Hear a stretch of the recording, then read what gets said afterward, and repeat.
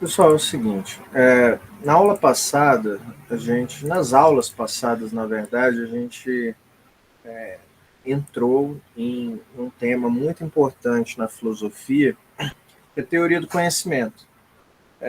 Eu ressaltei para vocês, principalmente pela fala do Platão, né, como que a questão do conhecimento, ela ganha uma certa preponderância e importância, porque para alguns a questão do conhecimento, a questão epistemológica, ela precede até algumas questões que a gente chamaria de política ou ética. Então, para um filósofo como Platão, da importância do Platão, ele chega a ressaltar que a gente não pode decidir nenhuma questão ética ou alguma questão política dentro da cidade se a gente não resolver a questão epistemológica antes.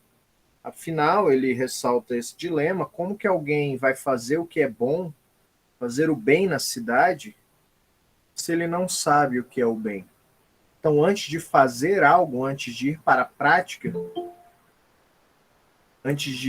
prática, você tem que saber o que você faz. Isso é muito importante. Então, a gente começou essa jornada falando um pouco sobre teoria do conhecimento, e imediatamente a gente sofre com um certo impedimento ou com uma certa questão, que é saber, primordialmente, se é possível conhecer alguma coisa. E a filosofia, ela tem essas pessoas um tanto audaciosas, né, que a gente conheceu, os ceticistas, por exemplo, que são enfáticos em dizer que existem tantos obstáculos para resolver, para a gente chamar alguma coisa de conhecimento, que é melhor a gente interromper essa busca ou essa decisão de dizer que existe uma coisa chamada conhecimento e tentar viver em paz com isso. Né?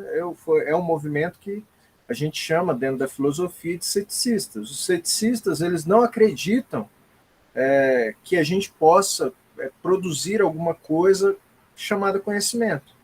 O que a gente tem são várias opiniões, que a gente não tem critério para satisfazer, para dizer que aquilo é a verdade última, a verdade necessária. E, bom, essa é a realidade. A gente não tem condição de dizer se a gente um dia vai ultrapassar essas barreiras. Bom, a despeito da existência dos ceticistas, né, os filósofos, eles nunca desistiram de tentar arrumar o conhecimento. Uma das visões que busca ultrapassar essas objeções céticas que a gente viu. Quando eu falo objeções céticas, vocês têm que lembrar daqueles modos de Agripa, das objeções principais para tudo que as pessoas chamam de conhecimento. Né?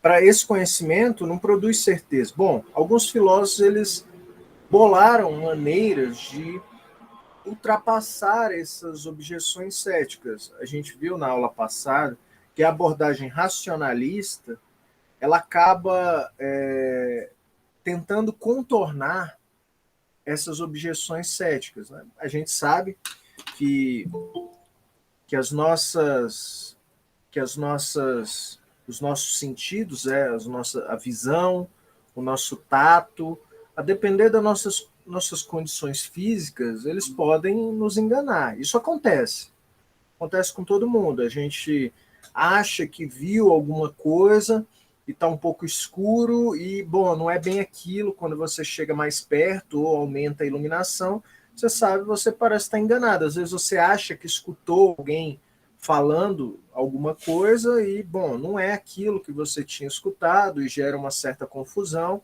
na vida cotidiana mesmo. Não estou falando em nenhum desafio super profundo sobre filosofia. Né? Descartes, que foi o filósofo que eu escolhi para colocar vocês em contato com a corrente racionalista, ele percebeu isso e ele tem uma conclusão muito parecida com a dos céticos, que é, bom, eu acho que nessa parte os céticos estão certos. Os nossos sentidos, eles são muito confusos e a gente não pode confiar neles. A questão que sobra é, será que existe uma outra maneira de eu adquirir conhecimento, de eu conseguir conhecimento que não é utilizando os meus sentidos? E o primeiro passo que Descartes toma é colocar tudo em dúvida. Como ele sabe que tudo que ele aprendeu até então era baseado nos sentidos dele, ou ele escutou, ou ele viu, ou ele tocou, e isso produziu conhecimento, ele coloca tudo isso em xeque e fala, bom, isso eu não posso confiar. Dado que eu desconfio de todo conhecimento, que eu duvido de todo conhecimento, bom, o que, que eu tenho em mãos? Então, segundo, pessoal.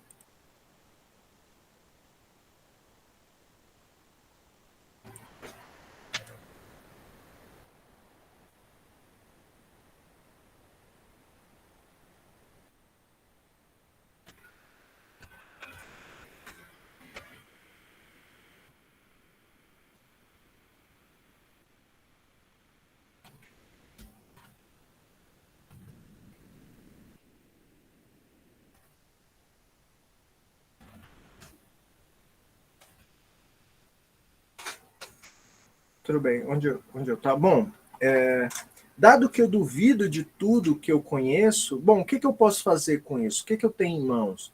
Bom, a única coisa que ele realmente tinha em mãos, a gente viu, Descartes, era a própria dúvida. A dúvida enquanto esse pensamento. Bom, era tudo que ele precisava. Ele consegue, dessa dúvida, deduzir que ele existe, o que é uma grande coisa, se a gente for pensar, e, bom, ele consegue deduzir que Deus existe também. Duas coisas que eu considero interessantes, duas questões que são complicadas, muito complicadas, até hoje a gente debate sobre isso, e, bom, Descartes foi para algum lugar sem utilizar, pelo menos é isso que ele tentou, né, sem utilizar conhecimento empírico, sem utilizar informações que vieram do sentido. Então, a empreitada racionalista, pessoal, resumidamente, o que é uma empreitada racionalista? O que é o racionalismo? É buscar conhecimento sem confiar ou sem confiar ou sem utilizar os sentidos. Né? Sentidos dessa maneira mais simples mesmo que a gente conhece, sem utilizar a visão, sem utilizar a audição, sem utilizar o tato, que são as principais fontes de informação empírica.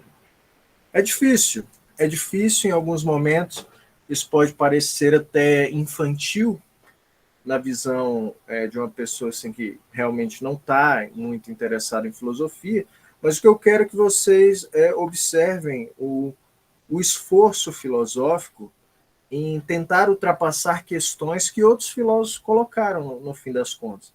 O Descartes ele reconhecia certas objeções, reconhecia certos problemas na maneira como a gente adquiria conhecimento e ele fez um esforço argumentativo, reflexivo, de ultrapassar esses problemas. Essa é digamos, a maneira filosófica de se fazer as coisas. Né? Descartes é um grande exemplo de um esforço filosófico. Ainda que ele não tenha atingido as melhores respostas possíveis, né? Isso é um exemplo de um esforço filosófico. Compreendem?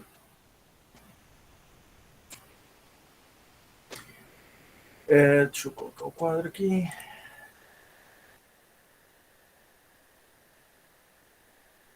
Existe uma corrente filosófica que é rival da corrente racionalista. A gente viu então aqui que o racionalismo, vocês conseguem ver o quadro? O Sim, racionalismo, ele busca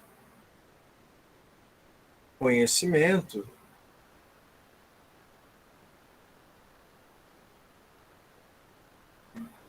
sem confiar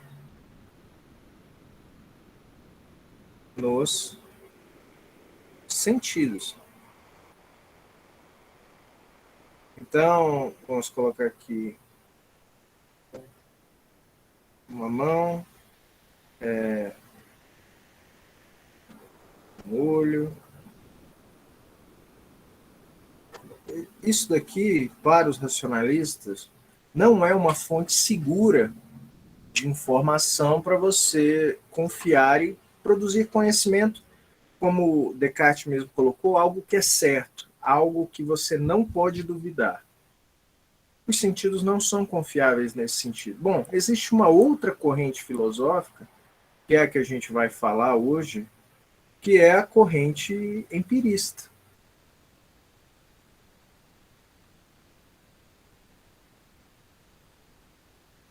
O empirismo diz exatamente o contrário do que o racionalismo fala. Fala que a única fonte de conhecimento, eu vou colocar conhecimento entre aspas aqui. Conhecimento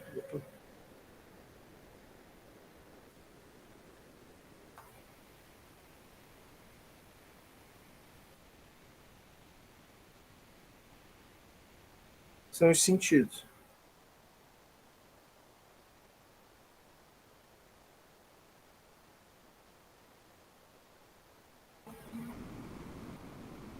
A pergunta primordial que os empiristas fazem, eu vou me alongar em um empirista, existem outros, viu? Mas eu vou me apoiar as lições hoje, as lições de hoje em um empirista, o mais famoso de todos, né? Exemplo de empirista, David Hume. Era um inglês. A pergunta primordial que o empirista faz para qualquer pessoa é: o que você tem na sua cabeça, uma coisa que você sabe, que você não adquiriu pelos sentidos, ou que, se alguém te contou isso, que ela não tenha adquirido pelos sentidos. O que tem em você, de ideias mesmo, que você não adquiriu pelos sentidos?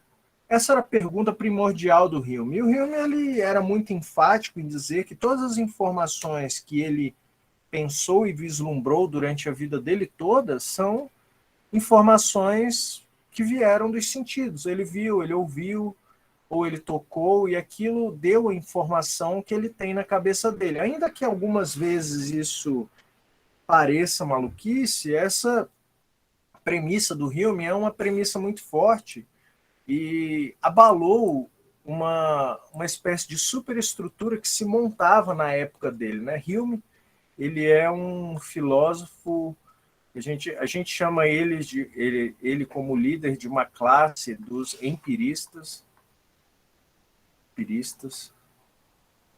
ingleses. Mas se você for colocar ele numa margem da história, ele é praticamente um iluminista.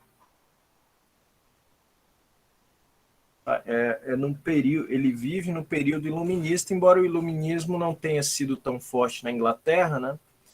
Ele é contemporâneo a esses iluministas, por exemplo, Immanuel Kant, né? Contemporâneo desses iluministas.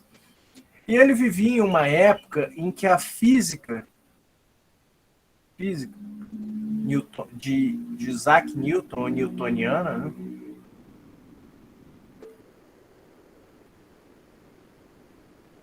Newton, crescia em importância. Isaac Newton, isso é uma coisa que às vezes não é muito ressaltada na escola, né? Mas Isaac Newton ele não era apenas um estudioso e um físico muito famoso, né, na Inglaterra. Ele era politicamente muito influente, né? Isaac Newton era assim uma grande celebridade, a gente pode colocar assim, do mundo acadêmico, e tinha muita influência na sua época. Então a física newtoniana ela era considerada assim o ápice da intelectualidade humana, algo que tinha de mais avançado. Se você considera assim os computadores hoje como o que tem de mais avançado em termos de ciência, na época iluminista, a física newtoniana era o grande exemplo de quão longe a humanidade chegou em termos de conhecimento, né? Porque pela primeira vez a física, a física newtoniana, no caso, né, a ciência, o que a gente chamaria de ciência futuramente, ela tinha um cálculo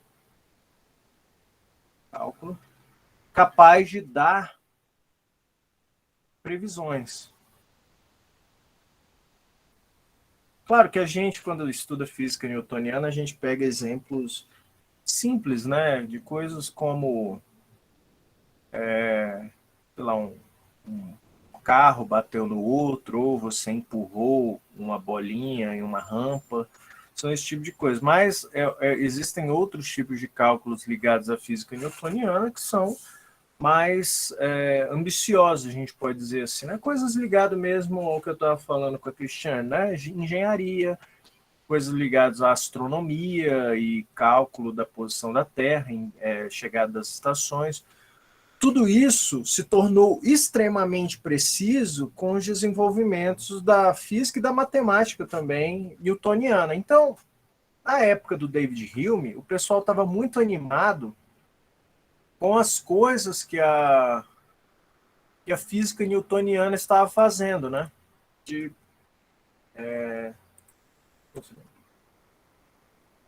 de dar previsões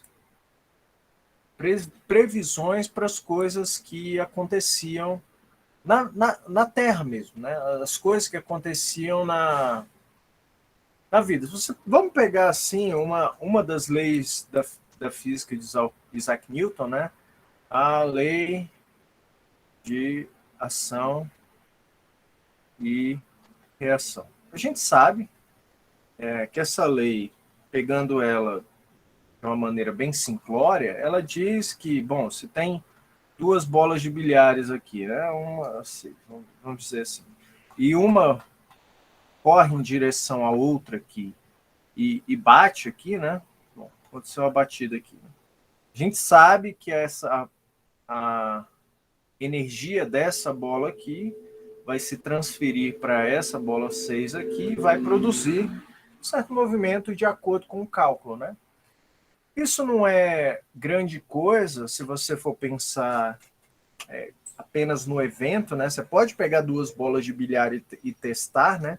Mas quando a gente chama isso de uma lei, da maneira como uma lei de ação e reação, você não está falando simplesmente das coisas que você viu, né? Diga, eu já testei aqui, e uma bola de bilhar, quando bate na outra, ela produz, e daí você, digamos, meio que fala, bom, essa aqui estava indo a 2 metros por segundo, e essa daqui foi a 1,7 metros por segundo. E, bom, não é assim que funciona. Não é assim que funciona. Porque quando a gente fala em lei, a gente está querendo generalizar esses casos aqui, né? A lei de ação e reação, é por isso que a gente chamou a lei, ela vale para todos os casos que ocorreram no passado e todos os casos que vão ocorrer no futuro, né? Futuro.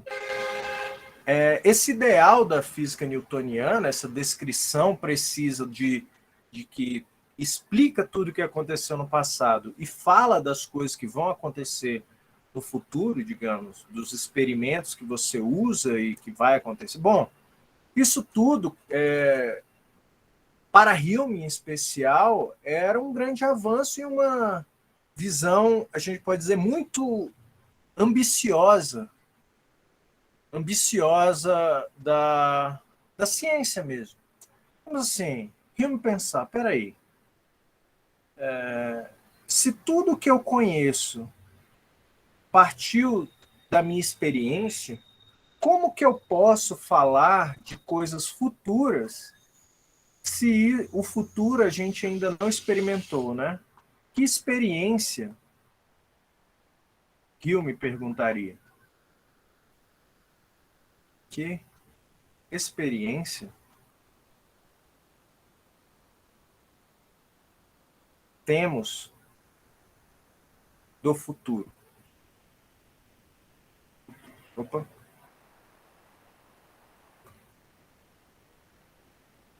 Que experiências temos do futuro? E todo mundo vai ser enfático em responder, e eu me dizendo que não tem, ninguém tem. Que experiência? Nenhuma. Nenhuma experiência. Bom, então, perguntava Hume, né? Como que eu posso falar do futuro se eu não tenho experiência do futuro?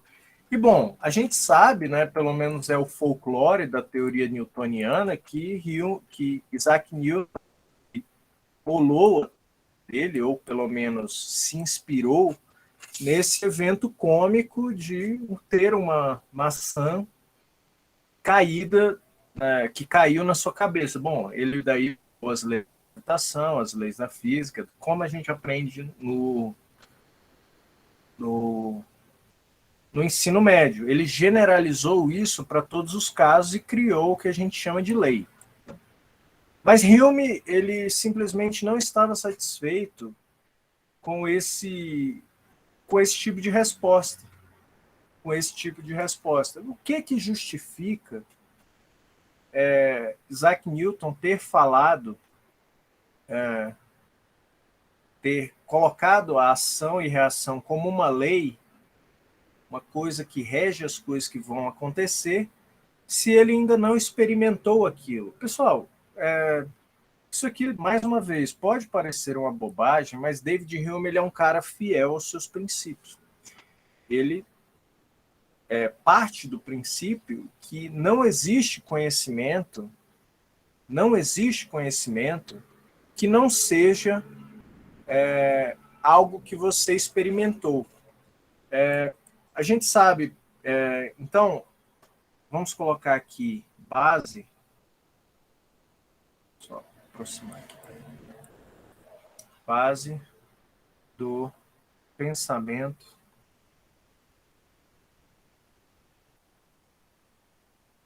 de Hume. Tudo vem. Então, vou colocar aqui. Todo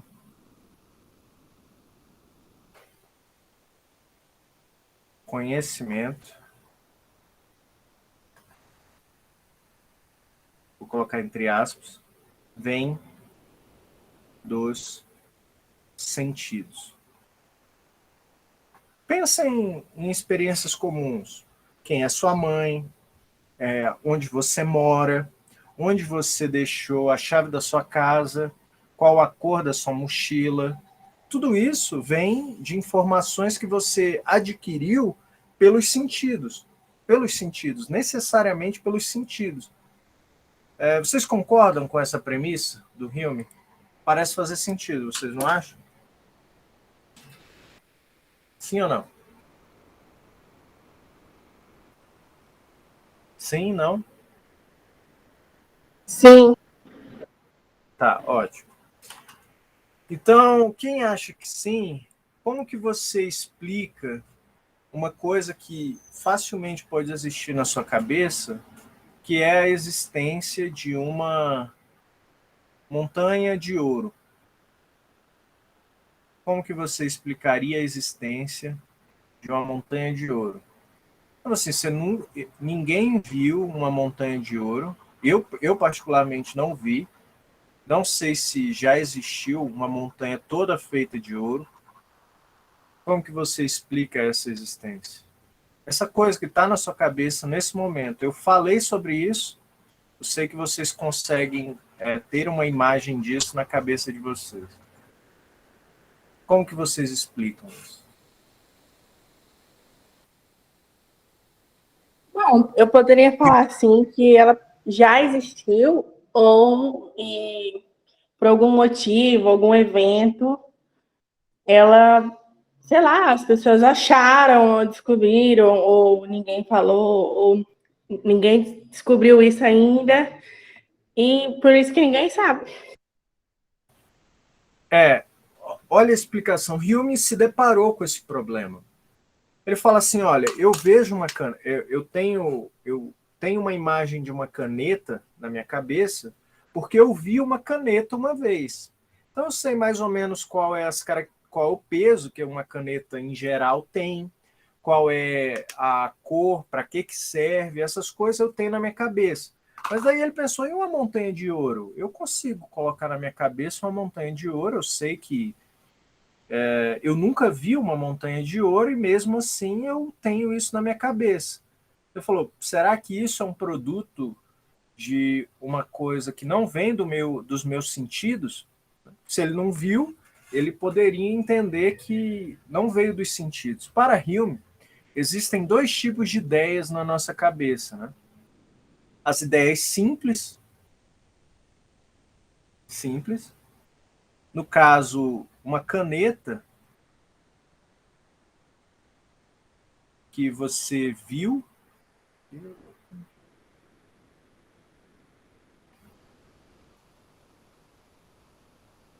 E daí você tem uma ideia da caneta.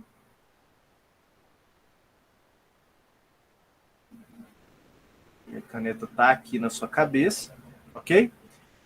Por que essa ideia é simples? Porque a ideia está na sua cabeça exatamente diretamente da maneira como você viu. Estão entendendo? Agora, a montanha de ouro, ela precisa da junção de duas ideias, e é o que eles chamam de ideias complexas.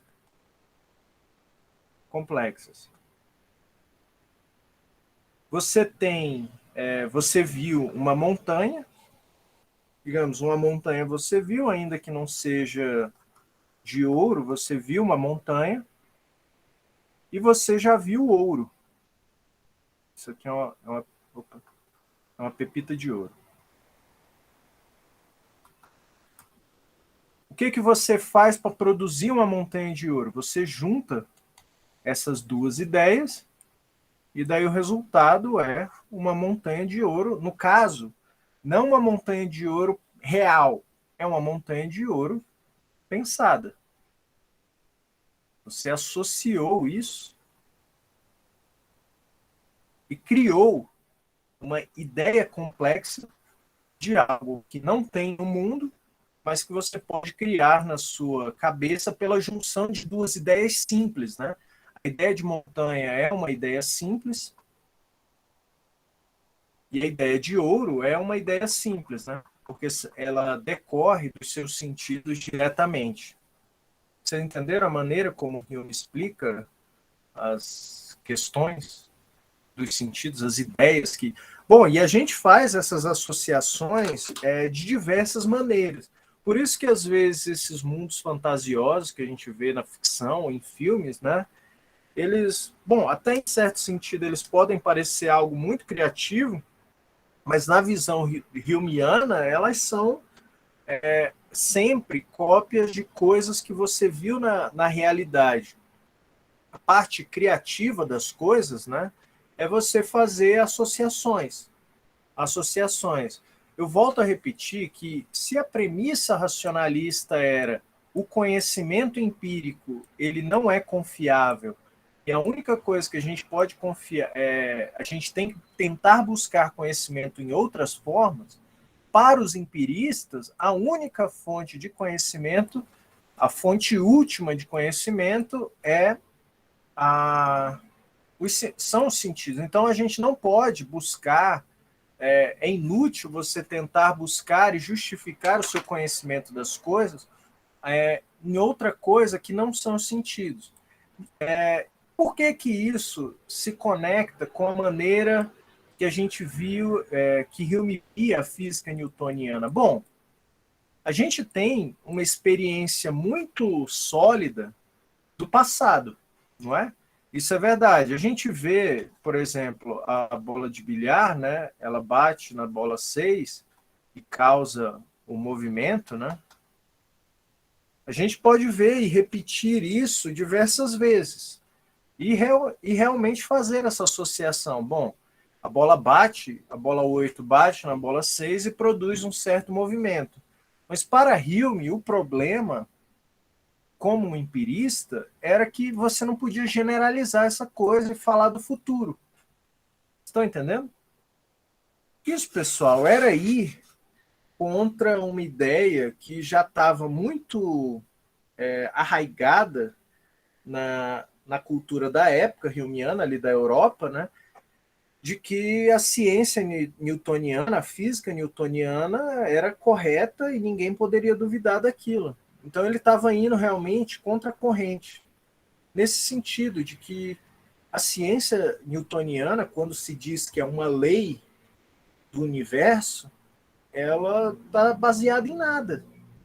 Ela está fazendo uma generalização que, no fim das contas, ela não poderia estar fazendo. Por quê? Porque a gente não tem uma experiência do futuro.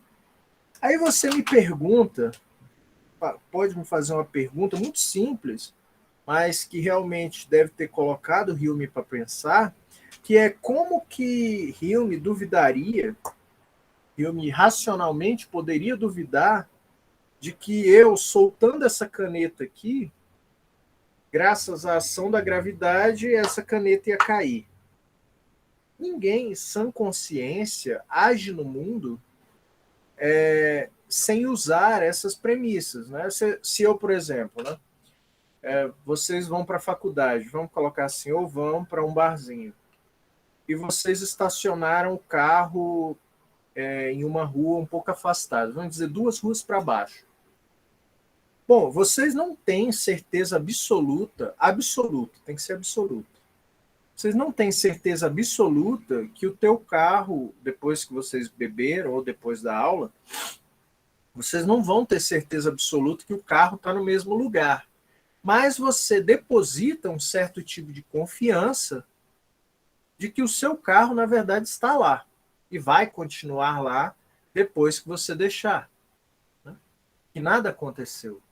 Você mantém essa ideia.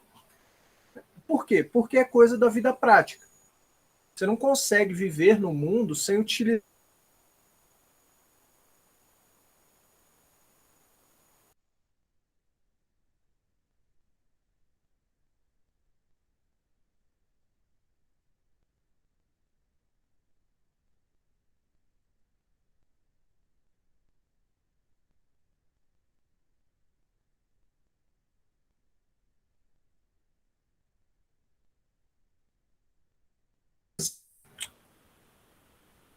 Pessoal, vocês estão me escutando?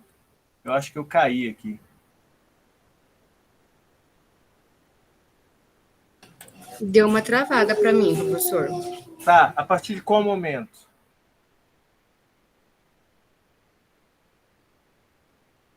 O senhor está falando do carro estacionado. Isso. A gente, quando sai na rua e, digamos, a gente estacionou o nosso carro em algum lugar, ainda que eu não tenha certeza absoluta que o meu carro vai permanecer naquele lugar, a gente confia que o nosso carro vai permanecer naquele lugar. Se eu, sei lá, estou segurando essa caneca aqui, de alguma maneira eu preciso da informação, que essa informação é explicada por uma lei de Newton, que ao soltar essa caneca, se eu deixar de segurar essa caneca, ela vai cair e vai quebrar no chão. E eu baseio minha atitude nisso. Né? A gente precisa ter um nível de confiança nisso. E Hume, ele sabia assim, que, olha, as leis de Newton, elas não são o conhecimento certo como de que as coisas vão acontecer. Né? Tem a famosa objeção humeana, que ele fazia, né, como um exemplo chocante, de que a gente não tem certeza que o sol vai nascer amanhã. Assim, ele gostava desse exemplo aqui. É porque as pessoas elas têm essa mania de dizer que o sol vai nascer amanhã, porque elas viram em todos os dias da vida dela que o sol vai nascer amanhã.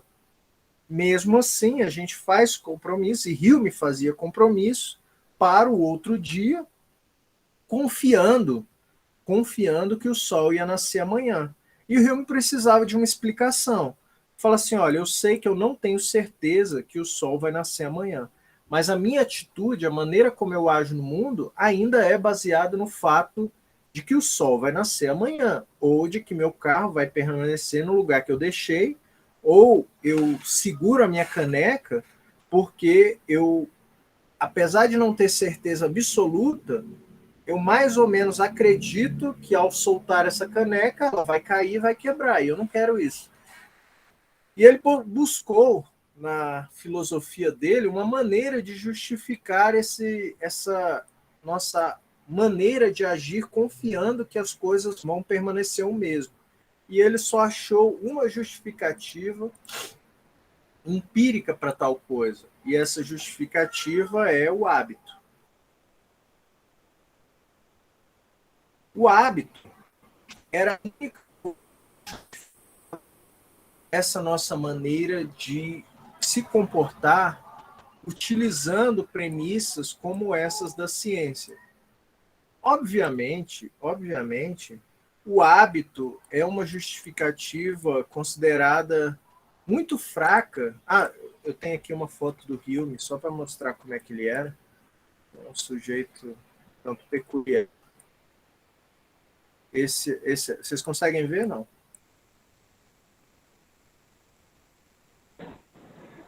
Engraçado, né? Ok, esse é o David Hume, né? Um dos maiores empiristas ingleses que a gente teve. Hume, a única justificativa que Hume conseguiu para a maneira como a gente se comportava perante certos tipos de conhecimento, por exemplo, que o sol vai nascer amanhã, a única justificativa que ele achava era o hábito. A gente se acostumou com certos eventos acontecendo e é por isso que a gente tende tão facilmente a acreditar em certas coisas. A gente viu o sol nascer 1, 2, 3, 10 mil vezes, e a partir desse momento a gente criou um hábito, um certo conforto em acreditar nessa verdade, e é por isso que a gente acredita que o sol vai nascer no próximo dia. Vocês entendem como é que um empirista lida com o conhecimento? Veja, ele não está falando de certeza, ele não está falando de lei universal. Ao invés de falar disso, ele fala em sentido, e a justificativa que ele tem para as coisas é o hábito, que é uma coisa um pouco mais fraca. Vocês conseguem entender isso?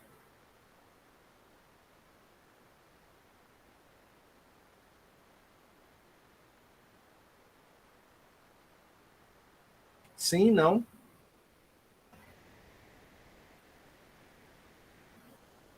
Pessoal, isso aqui tem efeitos diretos, um efeito muito direto na maneira como a gente faz ciência. Eu sei que não, mas tem.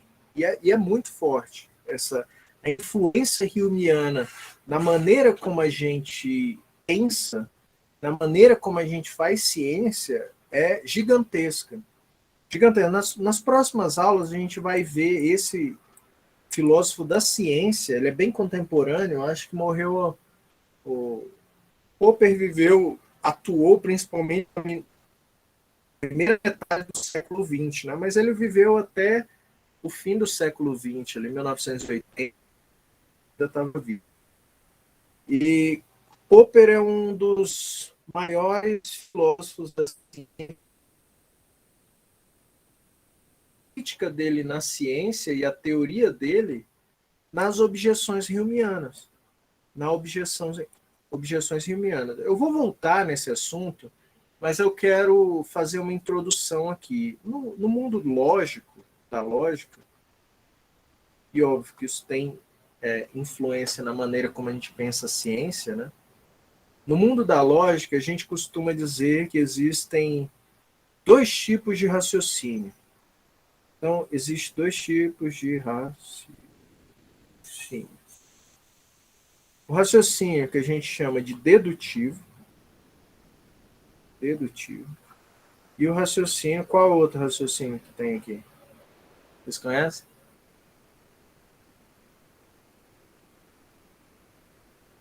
Raciocínio lógico. Indutivo.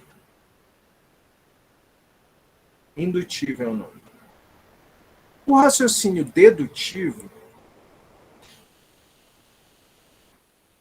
tecnicamente, quando raciocínio dedutivo, de uma maneira formal, a gente fala assim, ó, é aquele que a verdade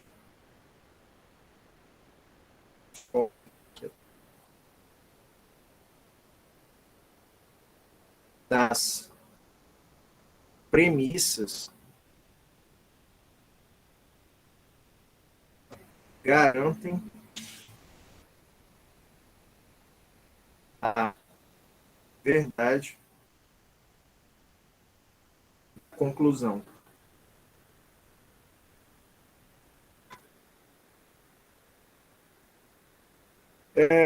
Um raciocínio dedutivo muito famoso é esse aqui. O mais famoso, talvez o raciocínio mais famoso do mundo. Todo homem é mortal. Sócrates é homem. Logo, qual é a conclusão aqui?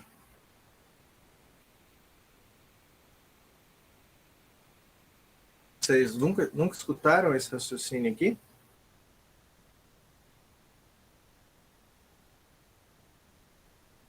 Logo, Sócrates é homem. Aliás, Sócrates é mortal. Sócrates é homem é uma conclusão correta aqui, dedutiva disso. Mas não é disso que eu quero falar hoje. Sócrates é mortal. Você olha esse raciocínio aqui, você sabe que se isso aqui é verdade, e isso aqui é verdade, isso aqui está garantido. Você tem certeza absoluta das verdades que estão aqui. Então, é por isso que a gente chama que a verdade das premissas garantem a verdade da conclusão. Então, isso é um raciocínio, é uma definição bem precisa do que é o raciocínio dedutivo. Quando você está falando em dedução, você está falando em garantia da verdade. Garantia da verdade. Agora, o raciocínio indutivo, ele é um raciocínio mais difícil. Porque o raciocínio indutivo, ele é um raciocínio que depende da experiência. Isso aqui, o raciocínio dedutivo, não depende da experiência. Você sabe que se isso aqui for verdade, isso aqui necessariamente é verdade. Você não precisa nem verificar, você não precisa dar uma facada no Sócrates para saber que o Sócrates é mortal nesse caso, entendeu? Porque você sabe que se todo homem é mortal e Sócrates é homem, é certeza absoluta que Sócrates também é mortal. Agora, o raciocínio indutivo, ele é um pouco diferente. Pensem, por exemplo, em uma pequena lagoa. Na verdade, uma grande lagoa. Vamos colocar uma grande lagoa. E você vai observar essa lagoa por um certo tempo. E nessa lagoa você vai ver um pato. No primeiro dia, você viu um pato e esse pato é branco. Você voltou lá no segundo dia e viu um outro pato. Tá meio estranho, tudo bem. E esse pato também era branco. E você repetiu esse experimento, vamos dizer assim, por 20 dias. E todo dia que você ia lá, você via patos brancos.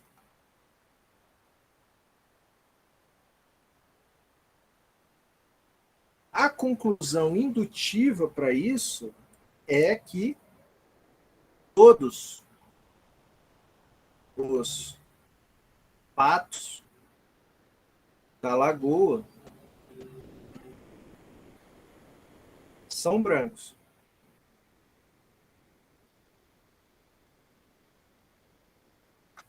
Essa conclusão, pessoal, é uma conclusão que você não consegue duvidar?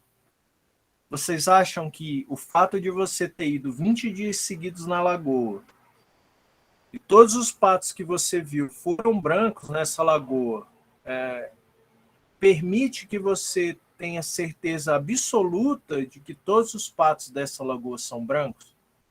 Pode responder no chat. O que vocês acham?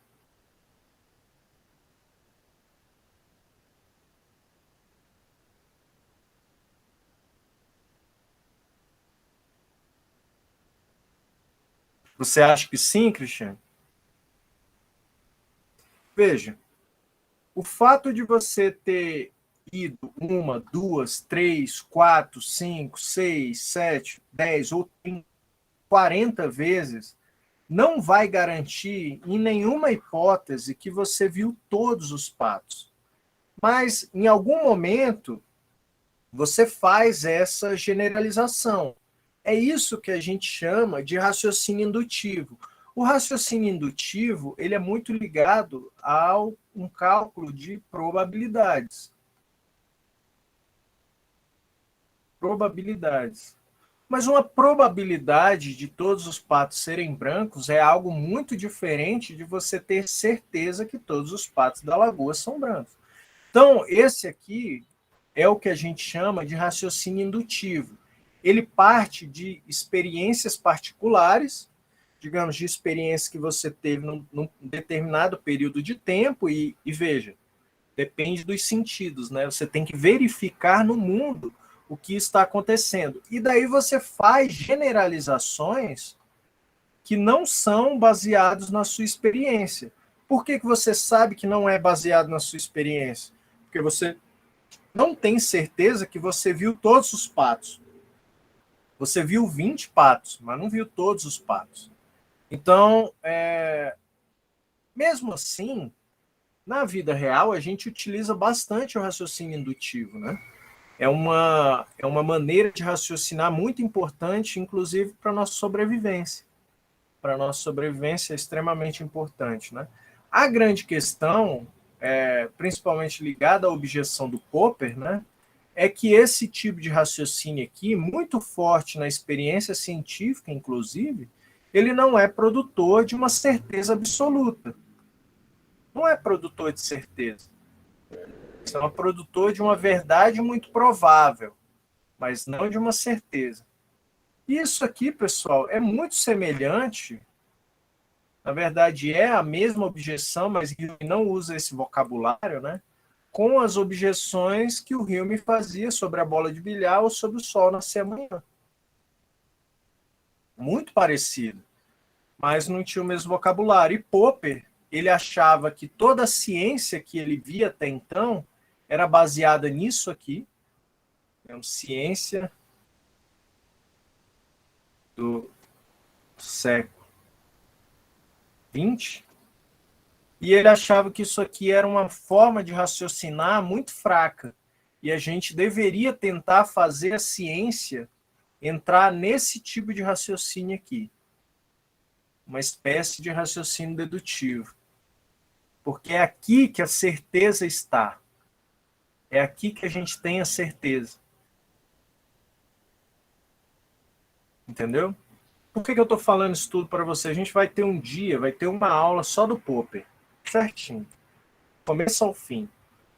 Mas por que eu estou falando, adiantando um pouco para vocês essa questão do método científico na aula do Hume? Porque eu sei, eu não tenho dúvidas que a maneira como Hume fez objeções à ciência repercutiram na maneira como a gente faz ciência hoje.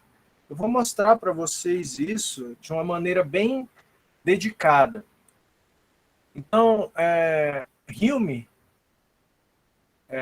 foi muito sensato, eu diria, e muito corajoso, na verdade, em fazer essas objeções empíricas em relação ao conhecimento produzido pela física newtoniana. Isso é interessante. E desafiou, de certa maneira, né, Hume como esse primeiro grande empirista que a gente teve, pelo menos na modernidade, desafiou uma coisa que crescia muito na época, né, essa abordagem racionalista, de ignorar os sentidos. Eu falei para vocês, né, que é uma das visões que a gente tem de razão, que sempre foi a vontade da filosofia, né, ser um discurso racional, é precisamente a oposição aos sentidos. Quanto mais racional você é, mais você ignora os seus sentimentos, mais você ignora os seus sentidos, né? Isso aqui é uma visão que, inclusive, repercutiu muito na ética das pessoas, né? Digamos, uma visão racionalista da ética ignora os nossos sentimentos, por exemplo, o sentimento de compaixão, que é muito importante para a ética em diversos sentidos. Diversos sentidos. Então, inclusive a ética que Hume vai desenvolver depois é muito ligada aos sentimentos, né, às nossas emoções. É totalmente baseado nas emoções. Né? A visão do Hume, apesar de não ser assim uma visão direcionada à justificação do conhecimento científico, é uma visão que facilita bastante com certas dúvidas e certas premissas. Né? Tenho um filósofo brasileiro muito famoso, o nome dele é... Eu vou escrever aqui no quadro. O nome dele é Porchat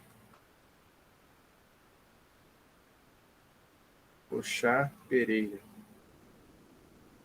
Ele foi filósofo, foi um filósofo professor da Unicamp, né? E ele era declaradamente um cético. Ele chamava a teoria dele até de neopirronismo, né? Como se fosse a nova maneira cética de viver. Né?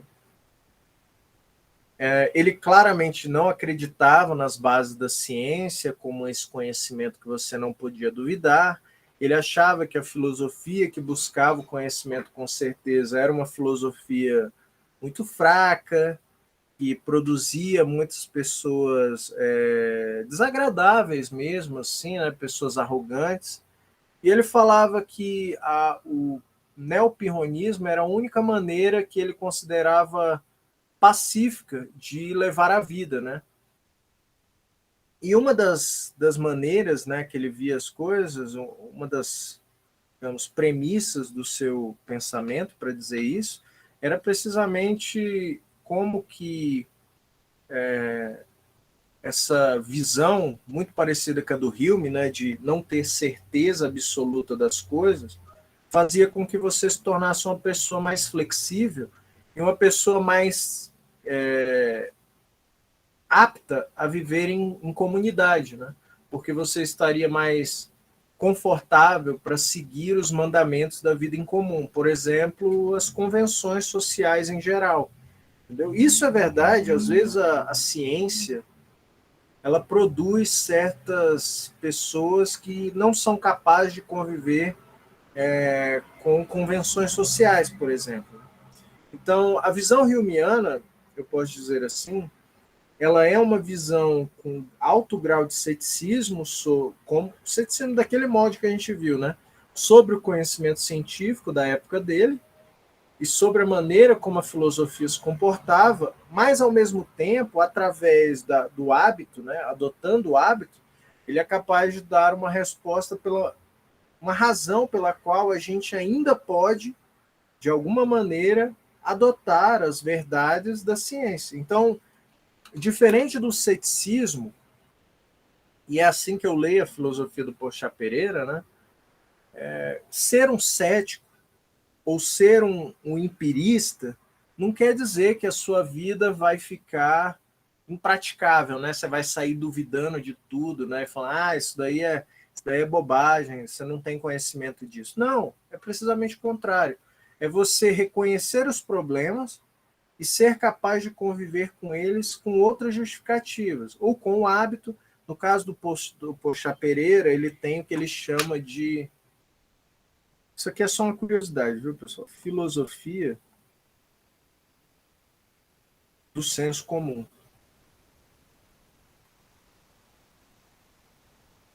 Poxa Pereira é bem pouco valorizado aqui no Brasil, mas é um cara que é muito bom. Filosofia do senso, filosofia que te faz conviver com as opiniões alheias, a opinião de outras pessoas, de um grupo, da comunidade, sem ter que ficar fazendo grandes objeções, entendeu? Isso aí é uma coisa que às vezes na academia, principalmente quando a gente está no início, a gente confunde, né? A gente acha que pelo fato de ter conhecimento de filosofia, isso permite você sair enchendo o saco das pessoas sobre as coisas, né? Sei lá, você aprendeu sobre Hume, aí você fica falando, você não tem certeza disso, você é tal coisa. Bom, não é disso que se trata. E Hume não tratava assim, né? Ele fala, a partir do momento que você reconhece os problemas, né? E os ceticistas passam essa mensagem também, o correto é você arrumar uma outra justificativa e conviver mesmo com essa coisa. Não é certeza absoluta, mas você pode sim utilizar aquilo como uma verdade prática, como uma coisa que você usa no seu dia a dia, aplicado. Vocês conseguem entender essas objeções? Vocês conseguem entender essa consequência?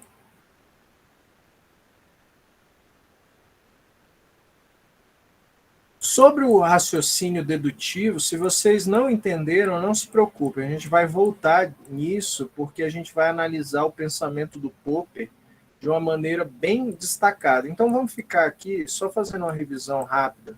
Racionalismo, conhecer sem dar atenção aos sentidos. O empirismo vai em uma direção oposta, porque reconhece que a única fonte de conhecimento,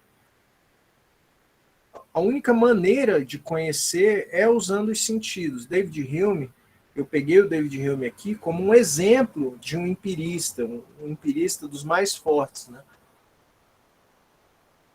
Da classe dos empiristas ingleses. Hume estava interessado principalmente em desafiar certas previsões ou certas asserções que vinham de coisas como as leis da física newtoniana, né? Eu citei como exemplo a lei de ação e reação. Base do pensamento de Hume, sem dúvida, não pode esquecer isso. Todo conhecimento vem dos sentidos. Aí vocês fizeram objeção, né? Eu me fiz essa objeção, mas nem todo conhecimento vem dos sentidos. Bom, algumas ideias elas são um pouco mais complexas, porque elas dependem de certas associações que você faz entre as ideias simples, né? No caso, ideias simples são aquelas que vêm diretamente dos sentidos. A ideia de montanha, por exemplo, vem diretamente da ideia do que você viu da montanha.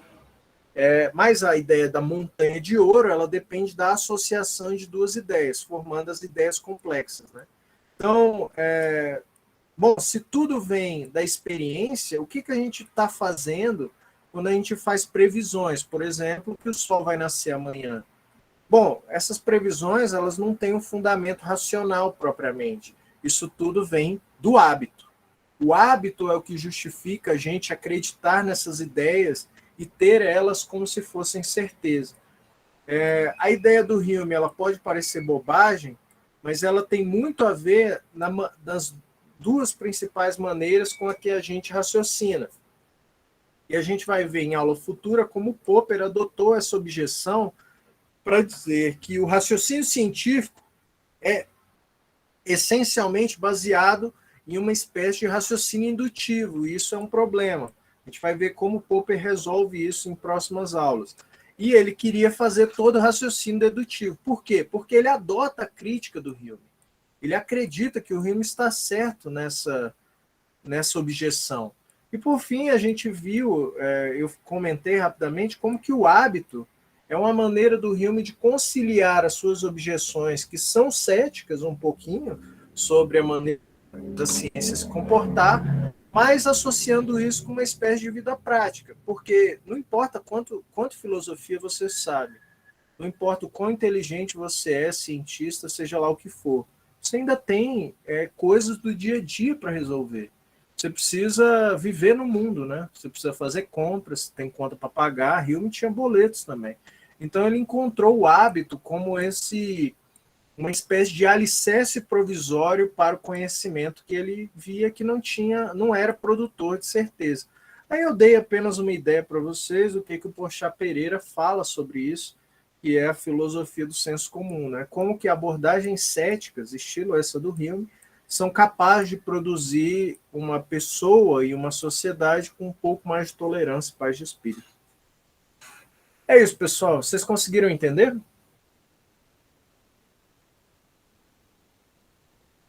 Sim? Sim. Então tá. Se não tem dúvida, vocês têm alguma dúvida sobre isso? Não, professor. O que eu tinha para falar hoje, o tema da nossa aula de hoje era esse. Vocês vão ver na aula do Popper como que isso fica algo prático, vai ser algo prático na vida de vocês. Eu falo prático no sentido de projeto de pesquisa, JAPB, que a gente vai ver.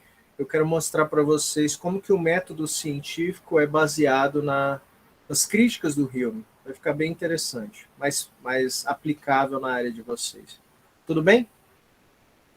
Então é isso, eu agradeço a participação de vocês e boa